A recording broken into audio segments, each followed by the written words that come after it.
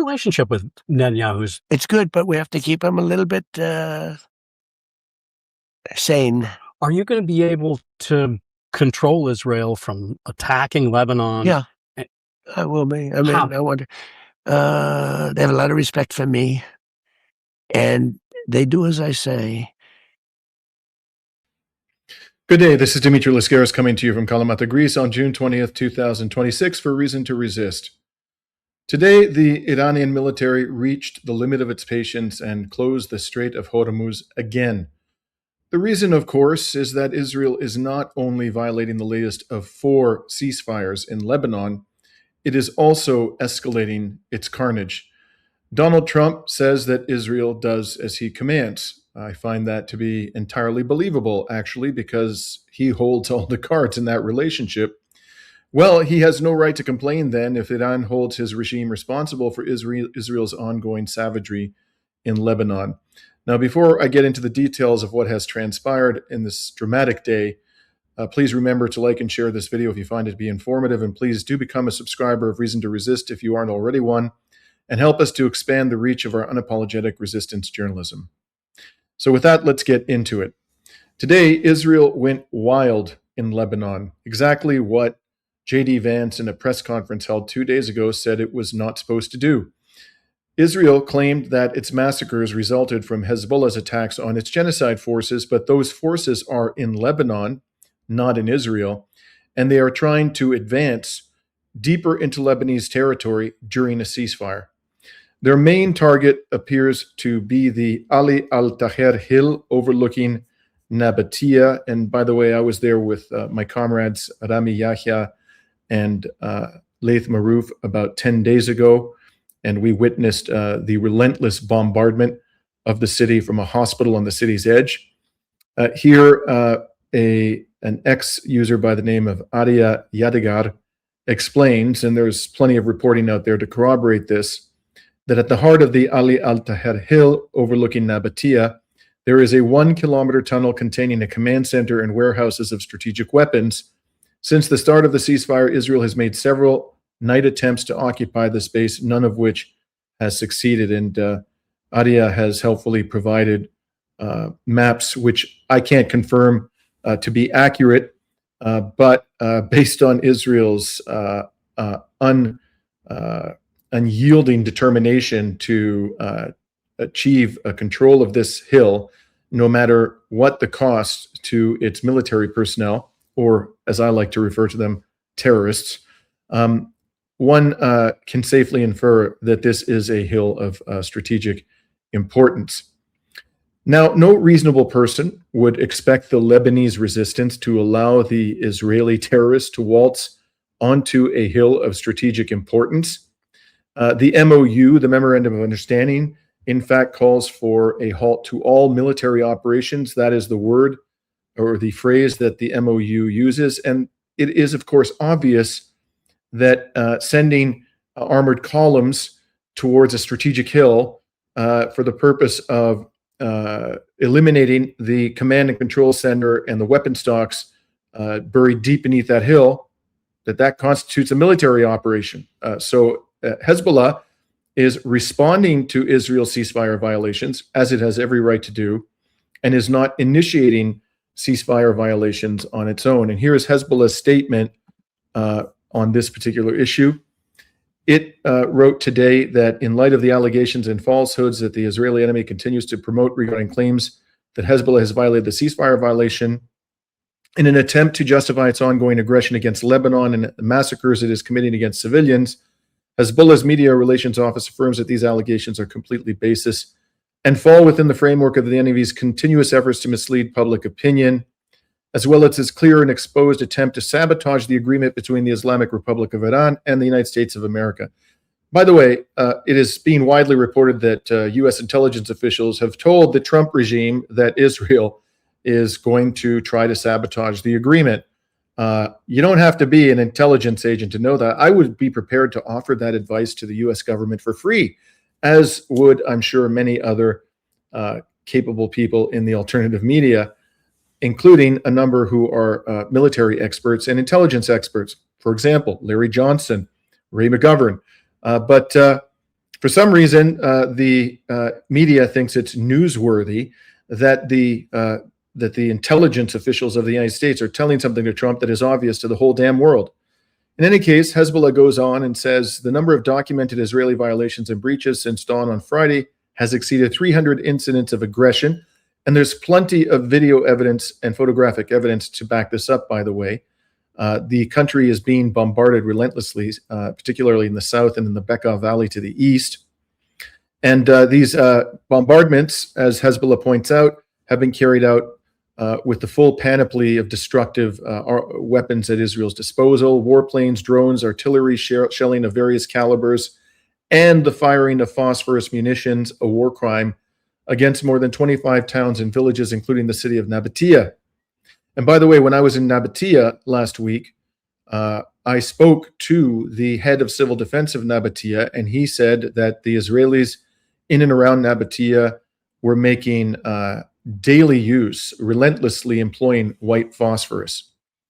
Now, Hezbollah says that these attacks have resulted in the martyrdom of more than 111 people and the injury of 176 others.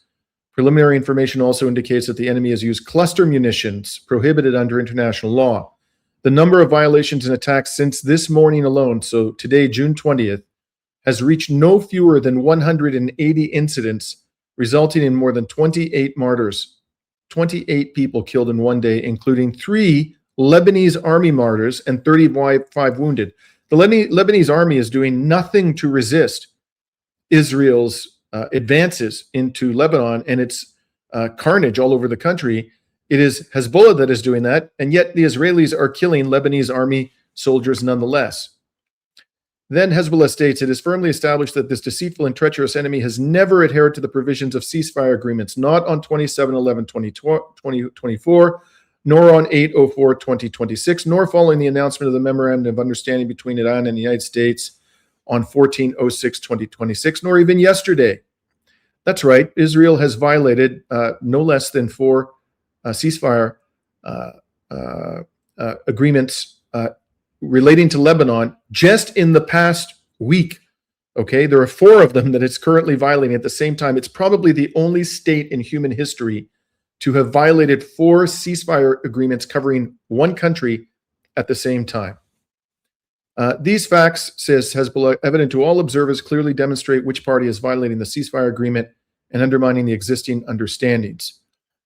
So let us dispense forthwith with any suggestion that the Lebanese resistance is to blame for the closure of the Strait of Hormuz. It is Israel that is violating the ceasefire in the most audacious and sadistic manner imaginable.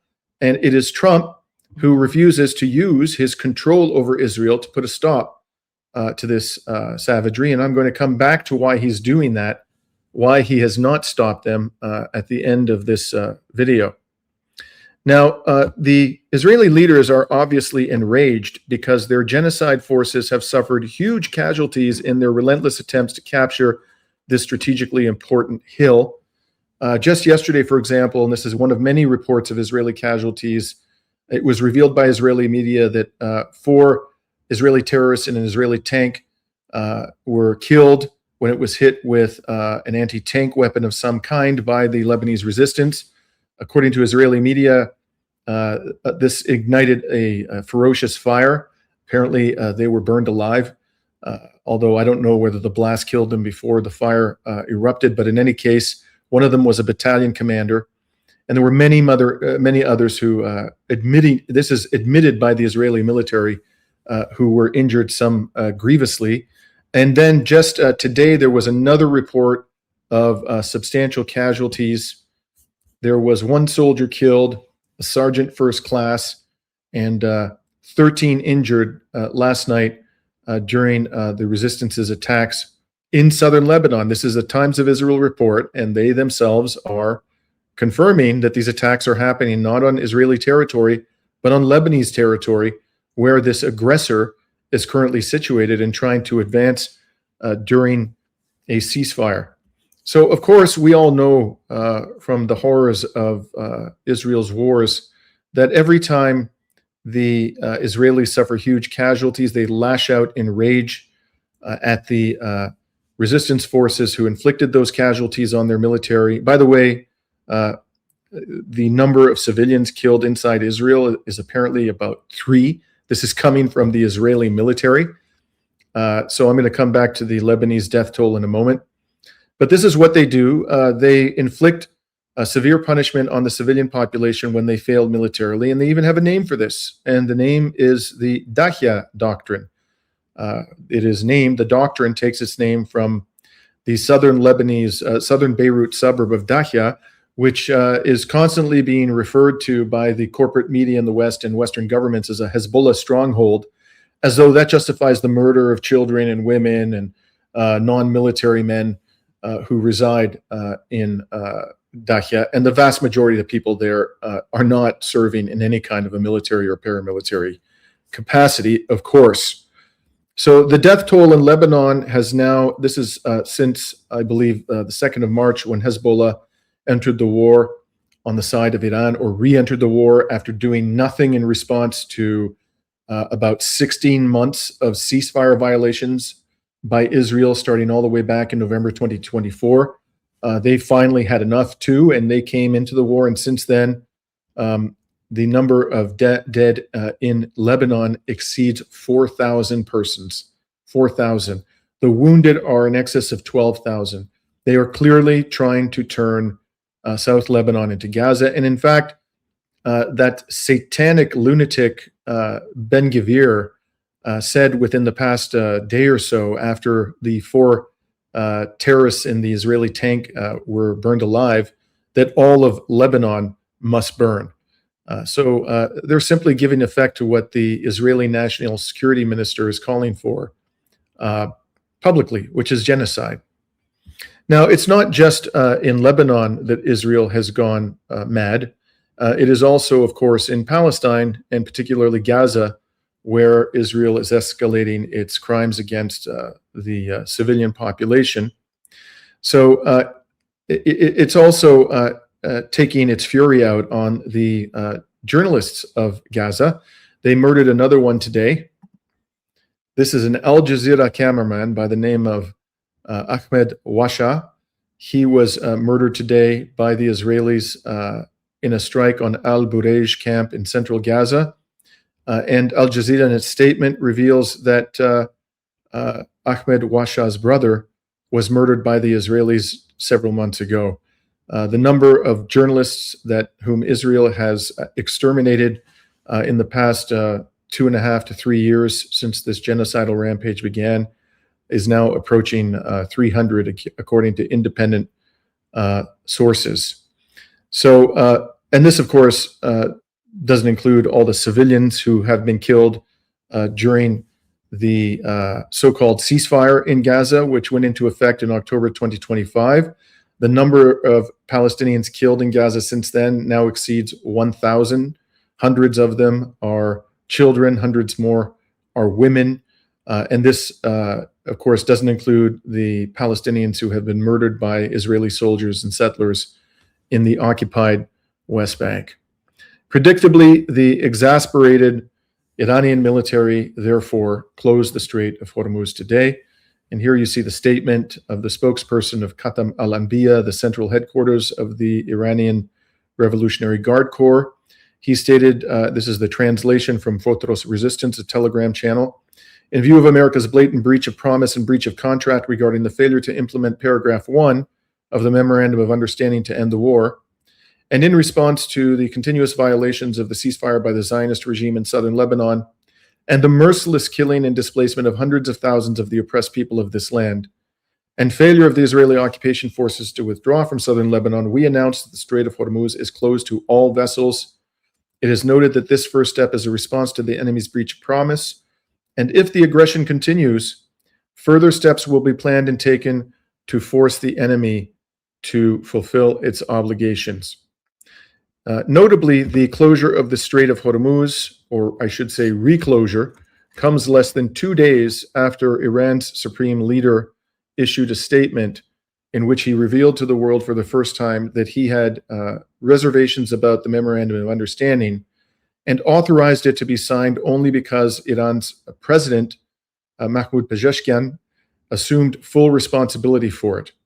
So obviously, there was pressure on the Iranian government to act in response to the ongoing crimes and ceasefire violations of the Trump regime and its rabid dog, Israel. Now, interestingly, there is so far no official statement from the Trump regime on the closure of the strait. I checked about an hour ago, so maybe something's come out in the past few minutes that I'm not aware of. But as of about an hour ago, there hadn't been any reaction, as Al Jazeera reports, from the U.S. J.D. Vance was doing an interview, but that was just as the news was breaking, and Trump is continuing to post on social media, but not about this topic. The Central Command put out a statement that 55 ships transited today carrying 17 million barrels of oil. When we asked them whether the strait is still open, they referred us back to a statement that said they told the Reuters news agency that Iran does not control the Strait of Hormuz and that it remains open. So it's a very confusing picture here in the U.S., but so far, there hasn't really been an official comment from the Trump administration, and by my count, it's been 6 hours since the news first broke. So it is unclear exactly what's going on, but let me say this. I think it's important to understand. First of all, the 55 ships that transited is well under half that normally went through the Strait of Hormuz. The number was on average about 130 ships going through the Strait of Hormuz per day.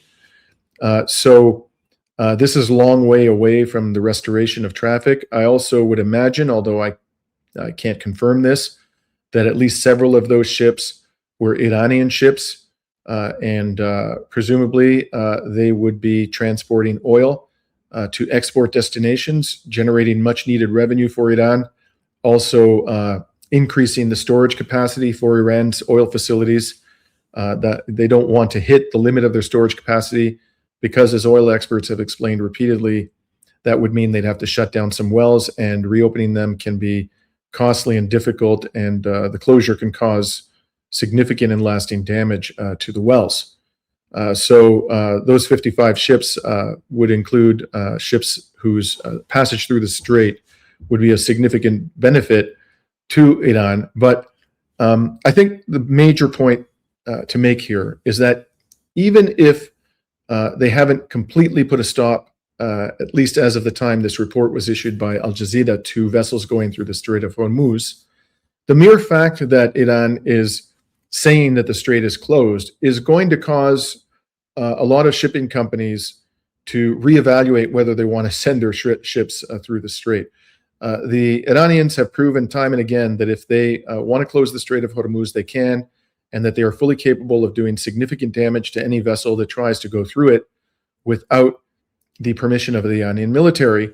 So this confusion is going to deter, I am quite sure, a lot of shipping companies from sending their ships through the Strait of Hormuz, and insurance companies, if they're willing to insure these vessels at all in this state of confusion, are very likely to demand significantly higher premiums precisely because they don't know if the Iranian military is going to attack any vessel that goes through the Strait of Hormuz. All Iran has to do is issue a statement like this to create problems for the global economy, and therefore for the U.S. economy and for Trump. And again, even 55 ships is not anywhere close to the pre-war levels of traffic through the Strait of Hormuz. Now, interestingly as well, despite all of this, it has been reported, and I think confirmed by the Iranian government, that its negotiating delegation is heading to Switzerland to begin technical talks, or at least that was the plan before the announced closure of the Strait of Hormuz on Sunday, tomorrow. Now, one might ask, well, why would they be sending a delegation if they are so exasperated with the U.S.-Israeli ceasefire violations in Lebanon and in Palestine that they are closing the Strait of Hormuz? Well, the Iranian government, or an Iranian official, has clarified this. One of the Iranian officials in the delegation going to Switzerland said that, in fact, they're not going there to start technical talks, with the U.S., but instead the idea is that Iran is not going to move forward in the implementation of the Memorandum of Understanding unless the Israelis abide by the agreement and the Americans own the responsibility for that. The Americans have to guarantee that the Israelis comply, and that's the purpose of this visit. So it's not a visit for the intended negotiations. The Iranians are also taking other measures. They have announced the closure of the Strait of Hormuz and have said they will continue to do that until the agreement is implemented. One political affairs officer in the IRGC Navy said briefly that if the enemy does not abide by its commitments, Iran will never back down. So Iranians are talking from what they see and consider a point of strength. And there is no question, and you can take it from the mouth of Donald Trump himself, that Iran's control of the Strait of Hormuz cannot be solved militarily, and that it is imposing immense pressure on the global economy and, most importantly to Trump, the U.S. economy. So that brings me finally to the question of why is Trump not stopping America's rabid Israeli attack dog from engaging in this carnage and violating the ceasefire agreement, or the MOU, I should say. Well, I've said this before, and I stand by it. What the U.S. government is doing is it's constantly testing the will of Iran. Is Iran willing to jeopardize the theoretical benefits of this agreement? I say theoretical because it remains to be seen whether the U.S. will actually provide the benefits, like the $300 billion reconstruction fund and the unfreezing of assets and the lifting of sanctions and the removal of its military forces from areas around Iran. Those things are weeks, if not months away, and it's very unclear, and I suspect they're not going to happen. But in any case, on paper, this looks like a really good deal for Iran, a great deal for Iran, and I congratulate the Iranians on getting the American president to sign this document, because it is, for all intents and purposes, at least on paper, a capitulation. Okay, but I think it's absolutely clear that both Trump and Netanyahu want to de-link Lebanon from Iran. They're trying to force Iran to throw the Lebanese under the bus, and the way to do that is by dangling these carrots, like the reconstruction fund and the unfreezing of assets and so forth, in front of the Iranians, bringing them closer and closer to a point where they think they can finally get their hands on those benefits, and all the while putting them to a dilemma, a decision.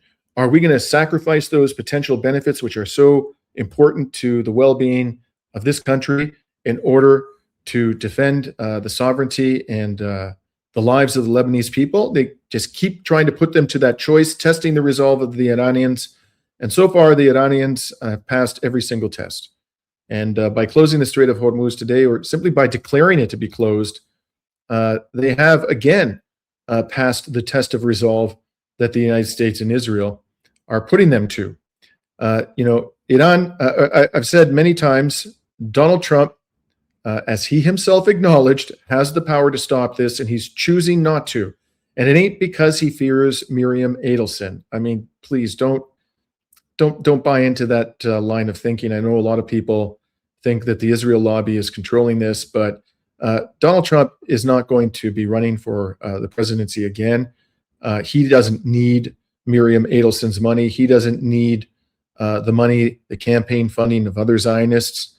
Now, you might say, well, he does want them to fund the campaigns of Republicans in the upcoming midterms. That would be a fair point. But I ask you, what is probably going to do more damage to the Republicans' chances in the midterms? Is it going to be the lack of Miriam Adelson's money, or is it going to be a cratered U.S. economy? I would suggest to you, and I think Donald Trump understands this perfectly well, that it's a cratered U.S. economy. Which brings me to my really final observation on this whole question of why Donald Trump is doing this. If Iran wants to put a stop to these shenanigans where it's constantly being tested, is it going to throw the Lebanese under the bus? Is it going to throw other resistance groups under the bus in order to serve its own interests? Well, if it wants to put a stop to that, it is going to have to increase, I'm sad to say, but I think it's quite clear, the level of pain being inflicted on the U.S. economy. I've been saying for quite some time, and I would love to be proven wrong, that the American economy is going to have to be screaming in pain before Donald Trump actually implements the very dramatic concessions he has made in this agreement and stops violating this agreement. So we just aren't there yet. There were a lot of people unhappy with the inflation in the United States, and it's going to persist for some time, and that may ultimately cost Trump the midterms, whatever happens from here on in. But you can't say that the American economy was in a catastrophic situation at the time this MOU was entered into, and we've all seen how the price of oil has plummeted since the signature of the MOU. So the pressure has been relieved on the United States economy, and if it stays open, the Strait of Hormuz, and we get back to pre-war levels of traffic through the Strait of Hormuz in the next few weeks or couple of months, that's going to alleviate the pressure even more. So Donald Trump is probably just going to continue to treat this memorandum of understanding like toilet paper. So we shall see what lies ahead, but one thing is for sure, this MOU is hanging by a thread. This is Dimitri Lascaris coming to you from Kalamata, Greece on June 20th, 2026.